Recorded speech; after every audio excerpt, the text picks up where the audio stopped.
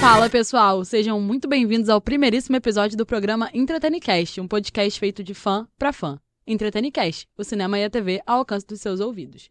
Meu nome é Anabela Lecas. E eu sou Alice Lixotti. No Entretenicast falaremos sobre as diversas nuances do cinema e da TV, abordando essas temáticas de forma detalhada, mas muito descontraída. E o tema do nosso episódio de hoje é o diretor de cinema Jordan Peele.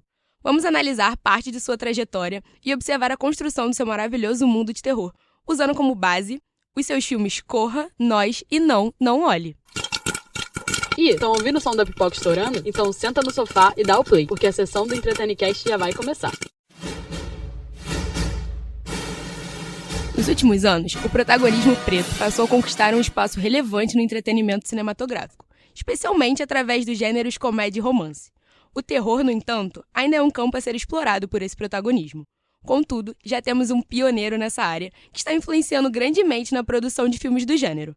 O nome desse difusor é Jordan Peele, diretor afro-americano que se tornou muito conhecido por valorizar debates importantes para o público negro, realizando, através de seus filmes, repletos de suspense e terror psicológico, grandes críticas ao racismo.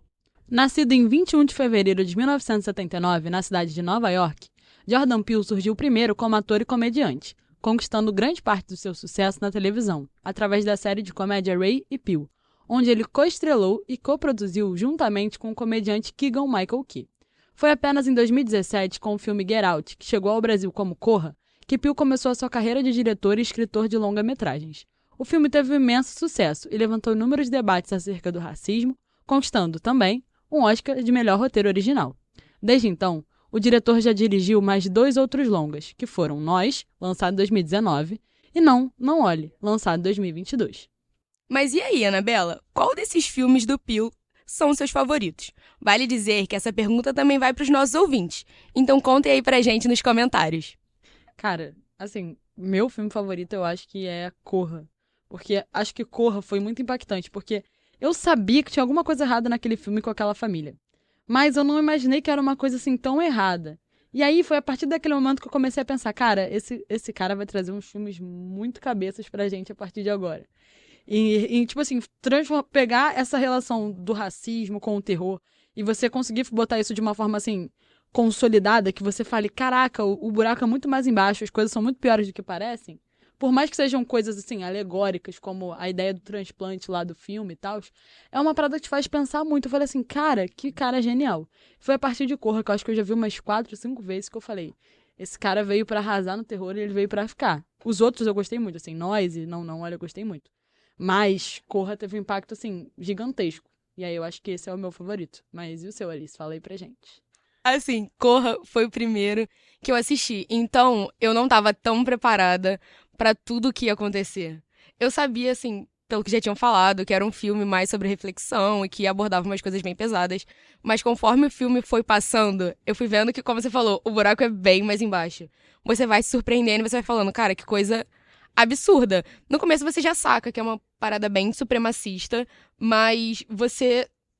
É só quando começa a acontecer, que você fica, meu Deus, isso é muito pior do que qualquer coisa que eu poderia imaginar.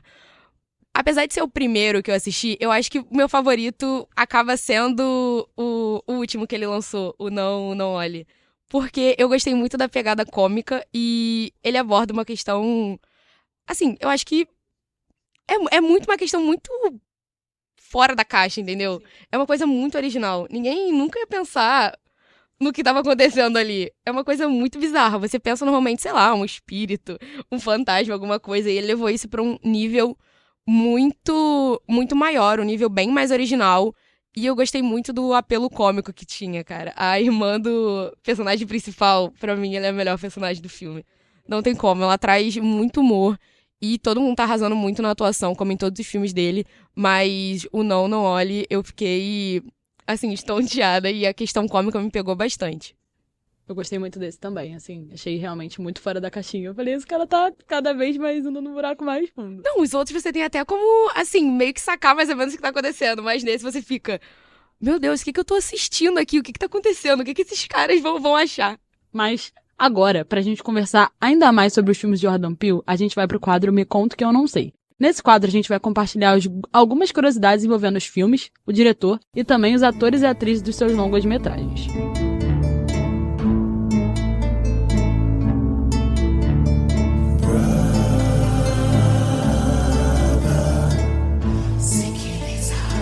Bom, vale dizer que antes da gente revelar a curiosidade, a partir de agora a gente vai falar de alguns spoilers. E isso vai rolar durante todo o programa. Então, se você não quiser descobrir nada que você não sabe ainda dos filmes de Jordan Peele, dá o pause no episódio e depois você volta pra cá, pro episódio do Entretenicast, pra você poder saber as curiosidades que a gente vai falar aqui. Então, uma das primeiras curiosidades escolhidas pro quadro é o final alternativo do filme Corra. E antes da gente falar sobre essa curiosidade, a gente vai dar uma breve sinopse sobre o longa-metragem. Então, galera, no filme, Chris, um homem afro-americano, é convidado por sua namorada Rose, uma mulher branca, para passar um final de semana com ela na casa de seus pais.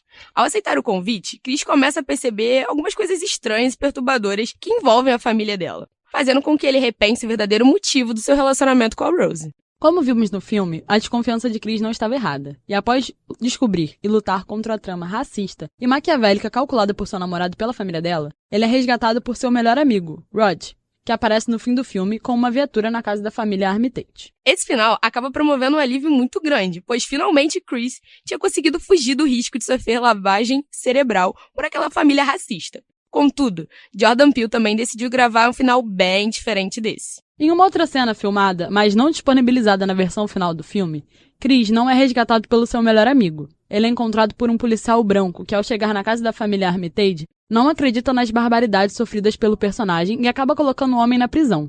Final bem triste, né? Mas o que você achou, Alice, desse final? Tipo, impactante, né? Eu acho que o final alternativo acaba ficando muito verdadeiro. Por mais triste que seja, é uma parada muito verdadeira e que combina muito com a temática do filme, cara. Porque é uma coisa assim, além de ser a palavra de um homem preto contra uma violência teoricamente sofrida por pessoas brancas,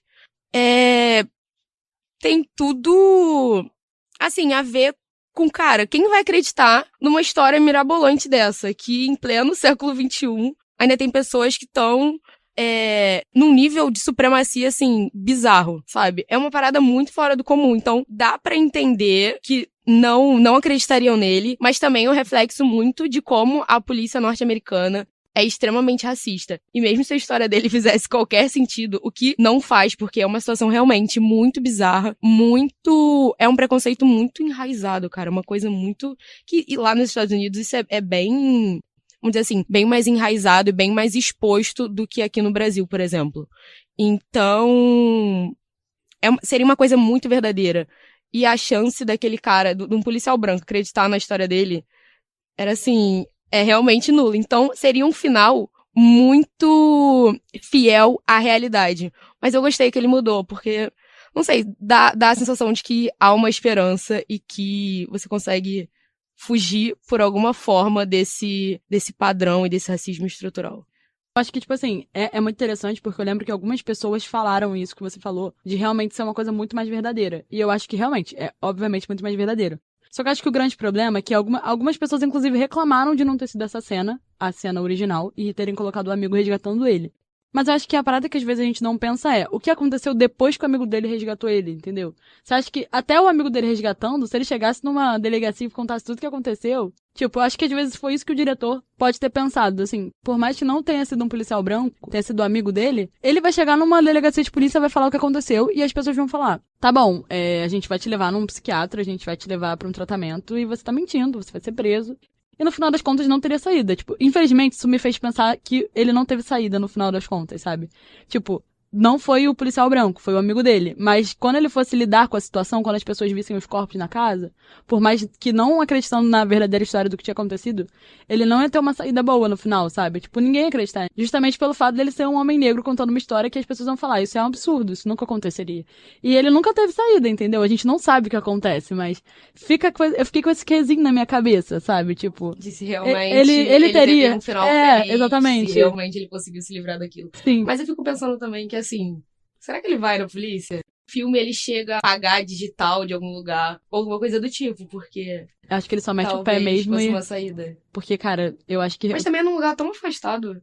Que isso talvez isso não seja nem... Isso é verdade. Mas tem muitas pessoas conhecidas deles, né? Da família, assim. Podia você expor Toda uma todo o trama. esquema. Isso é verdade. Então talvez seja realmente, ele conseguiu a saída porque é uma coisa tão suja que nem as pessoas envolvidas vão querer abrir isso pra qualquer entidade possível. Isso me deu um alívio agora, galera. E essa é uma pergunta, mais uma vez, que é pro nosso ouvinte também. Perguntando pra você o que você achou desse final. E aí você fala pra gente nos comentários aí, né? O que você achou desse final, assim, chocante de Corra, né? Conta pra gente também se você tem alguma teoria do que aconteceu depois. Porque a gente já tá teorizando várias coisas por aqui. Exatamente. A gente quer saber as teorias de vocês também, porque a gente adora teorizar.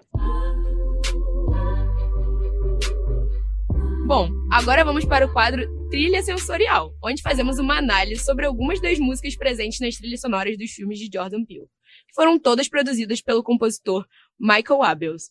Essa análise se pauta em questões sensoriais, tentando compreender as emoções provocadas por essas canções. Para analisar esse impacto da música, falaremos no episódio de hoje sobre as canções do filme Nós. Nesse segundo longa-metragem do Jordan, observamos a viagem de uma família virar de ponta cabeça, após um grupo de pessoas invadir a sua casa de praia, e como se a situação não pudesse piorar, os invasores detêm aspectos físicos idênticos ao dos moradores. Bom, no início do filme, em uma cena onde os personagens principais viajam de carro, a gente pode escutar uma versão da música I Got Five On It, do rapper Lunit, em sua versão original. A escolha dessa canção serviu para promover um clima descontraído e animado para aquele momento do filme. E ao mostrar a família cantando e dançando, o filme reforça ainda mais essa ideia. Contudo, em um momento de Nós, quando a personagem principal se encontra em um duelo com a sua cópia, a canção aparece em uma versão completamente diferente e com um tom extremamente angustiante.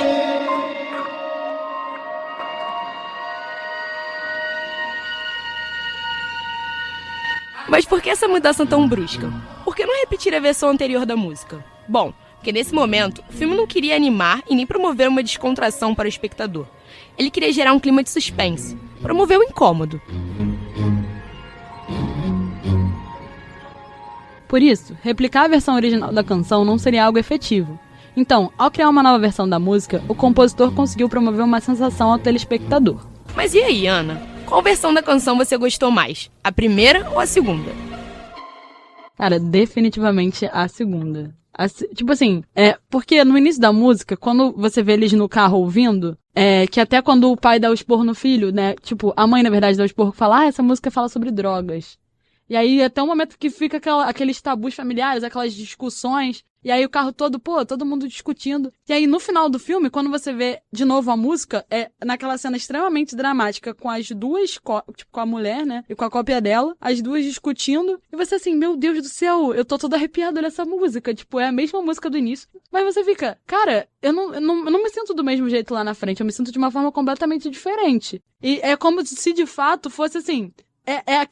na minha cabeça foi meio que aquela ideia da cópia também. São duas versões da mesma coisa. Igual eram duas versões da mesma pessoa em um duelo. A música no início era relacionada àquela mãe da família, né, que era a pessoa principal, e a outra era a cópia. No caso, a música que estava tocando quando ela estava no mundo lá de baixo, né, o mundo das cópias. E aí, meio que eu pensei muito nisso, né, tipo, o próprio filme pega a música e mais uma vez faz essa brincadeira das dualidades. Quando a gente vê a mãe no começo do filme, a gente, a mulher preocupada com os filhos, preocupada com a família. Aí a gente vê a Copa e a gente fala, mulher assustadora, me dá medo. Tipo, aí você vê essa dualidade mais uma vez, entende? E é engraçado também que muitas pessoas usam essa música. Por exemplo, teve um festival aqui no Rio de Janeiro, na Barra, que foi o Main Street Festival, que o Wiz Khalifa, o rapper norte-americano, usou a versão do I Got Five On It, nossa, eu falei muito bem esse inglês, I Got Five On It, no show dele, a versão do filme. Pra começar uma música. E quando eu comecei a ouvir, eu comecei, gente, é a música do filme. Eu tô arrepiada de novo, assim, sabe? Tipo, então eu gosto muito dessa versão. Mas e você, Alice Lixotti? Eu sou sempre a favor do soft entretenimento, sabe? Eu gostei muito da cena no carro, porque apesar de ter essa discussão, você vê que pela primeira vez eles estão num clima bom em família.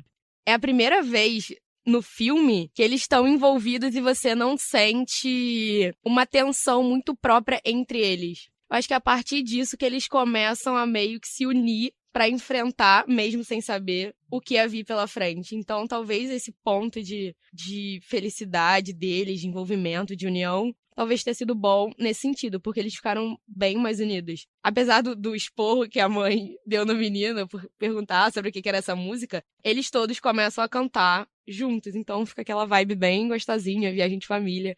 Isso acabou, assim, apesar das sensações de filme, isso acabou me remetendo a, assim, coisas pessoais, tipo viagens e família e coisa do tipo. Então, pra mim, isso acaba tendo uma memória afetiva muito boa e acabou tocando num lugar bem pessoal meu, de, tipo, viagem de família, essas coisas, sabe? De uma experiência pessoal. Então, a primeira acaba sendo a minha favorita. Não, tipo assim, realmente, pensando por esse lado, é brabo, porque de fato é o único momento que as pessoas realmente no filme têm um momento em família, porque de resto tudo dá errado. Chegam as cópias invasoras na casa, né? E depois tudo vai desabando, assim, a família vai se separando, e aí começam várias brigas. E aí no final, que tem aquele momento, assim, esse spoiler a gente acho que. Eu acho que a gente não vai precisar dar no não, episódio. a gente não pode falar precisa. agora. Esse a gente não vai precisar falar. Mas. Se você ainda não viu Nós e não sabe o que acontece no final, eu recomendo muito que você veja. Porque essa parada é tipo assim, uma das maiores sacadas. Talvez Nós teria sido o meu favorito por essa sacada.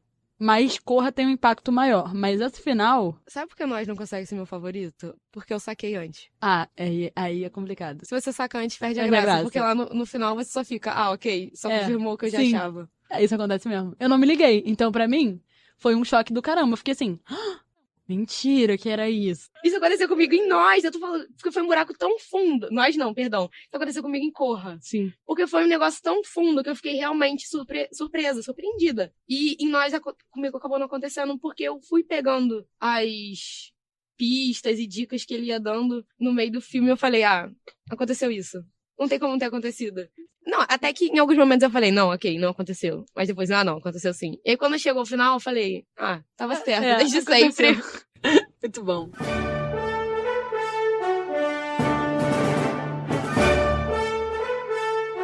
Bom, estamos chegando ao fim do nosso episódio e para fechá-lo, iremos para o nosso último quadro, o Pensando por Esse Lado, onde elaboramos algumas teorias acerca dos filmes do Jordan Peele. Neste quadro, usaremos como exemplo o último lançamento do diretor, o filme Nope, também conhecido como Não, Não Olhe, que fala sobre uma cidade remota nos Estados Unidos que passa a ser afetada por eventos sobrenaturais vindo dos céus. Logo na cena inicial do filme, observamos uma cena chocante. Um chimpanzé usado para a gravação de programa de televisão entra em colapso e ataca os atores e atrizes do set. Contudo, ao observar uma criança, o chimpanzé não a ataca e estica a mão para tocar no menino.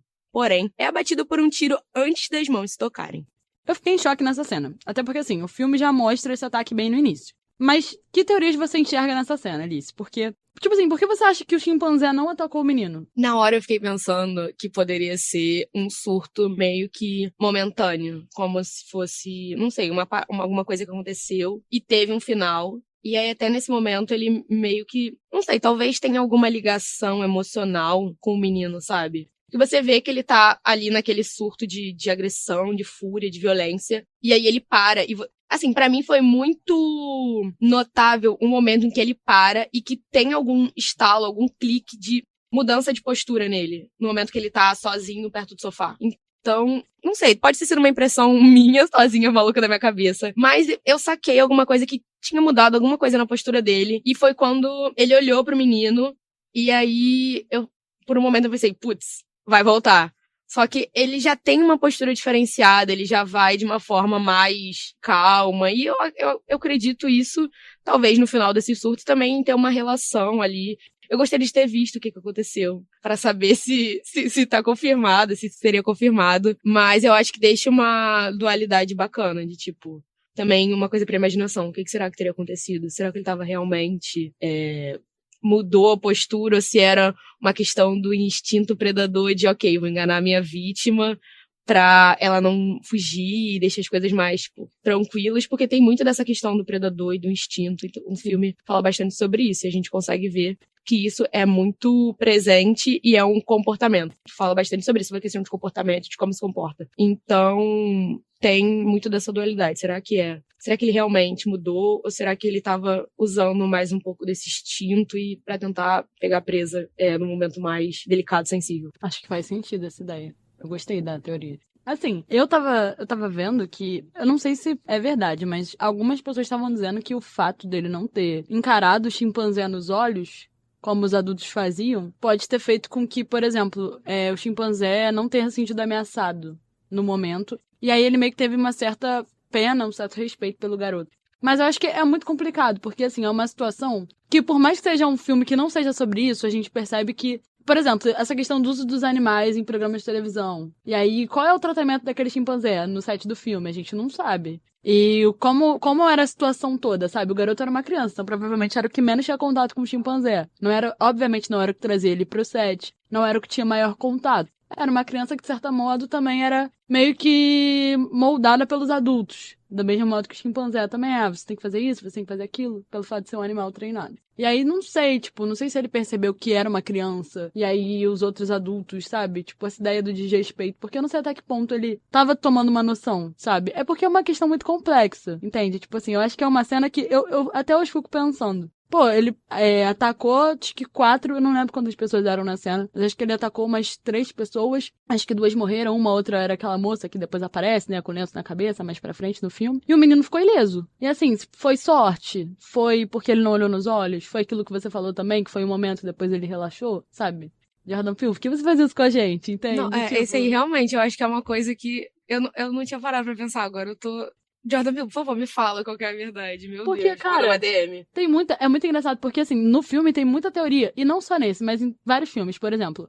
No Nós, a gente percebe que ele usa muito coelho. E aí a gente fala, aí eu fui pesquisar, tipo, falei, pô, cara, tipo, coelho é um animal tão bonitinho, por que ele usa vários coelhos no filme? Aí você olhando descobre que era porque ele achava o olho do coelho, o próprio diretor, muito aterrorizante. E aí eu fiquei tipo assim, mas gente, é tão fofinho, sabe? Só que às vezes eu pensei, não, porque o coelho representa não sei o que no filme, sei lá o quê. Aí eu falei, não, mas é porque o diretor tinha medo. Tipo, Eu também fiquei pensando nisso, porque tem muitas cenas relativas a coelho. Coelho. E acaba sendo bem importante na Sim. trama, então eu fiquei. Mas qual que será a relação? Por que justamente Exatamente. coelho? Mas isso esbarra bastante na questão de, assim, ele que dirige, ele que produz, ele que escreve. Então, muito das impressões pessoais dele Ele coloca no e filme. das questões dele, de, enfim, opiniões, experiências, acabam entrando no filme. Eu acho que são curiosidades engraçadas. Exatamente. São legais, interessantes. É legal que eles coloquem, né? Porque às vezes em muitos filmes a pessoa tira teorias, o que não necessariamente é ruim. Mas é bom você se colocar, tipo, é um filme seu, então por que você não vai ter um pouco de você dentro dele, entende? Tipo, eu tenho medo de coelhos, então eu vou usar isso como algo que eu acho aterrorizante no meu próprio filme. E é bom que você use esse artifício porque você ganha uma certa autoria na cena. E é legal, porque assim, grandes diretores têm coisas em comum. Tipo, o Tarantino, por exemplo, gosta muito de cenas de pés. Não sei exatamente por quê. Mas todo filme do Quentin Tarantino tem alguma coisa de pé. Aí eu vou ver o filme. Ele tem coisa. Com pé? É. Eita. Mas enfim. E todo filme tem um negócio desse. E aí ele tem o medo de alguma coisa, ele bota no filme dele. Entendeu? Tem um ponto. E eu acho que é importante fazer isso. Deixa Acho uma obra legal. mais pessoal. Exatamente. Acho legal. E você toma mais importante toma, tipo assim, maior carinho pela obra. Não é você fazer por fazer, é porque você faz e porque você, de certo modo, tá relacionado com isso, sabe? Eu acho que também a gente procura um pouco... Mais ou menos o que acontece com músicas. A gente sempre procura um pouco do autor na obra, sabe? Sim. A gente escuta uma música e a gente pensa, ok, essa pessoa tava passando por isso quando ela escreveu. Então, a gente também procura isso no filme. O Spielberg, recentemente, fez um sobre a infância dele. Então, a gente sempre procura essas referências pessoais de, ok, será que essa pessoa tava realmente passando por isso? Exatamente. De onde é que essa ideia saiu? E é legal quando é uma experiência pessoal, alguma coisa mais do diretor diretor em si, ou dos muito bom. roteiristas, eu acho bacana. Eu até cheguei a pensar que o nome dele não era Spielberg, era Fabelman. Aí, gente, ele mentiu a vida toda, o nome dele não é Steven Spielberg, é Fabelman. Pô, será que ele mudou o nome pela carreira? Mas não, é Spielberg mesmo. Mas, enfim, fiz essa busca.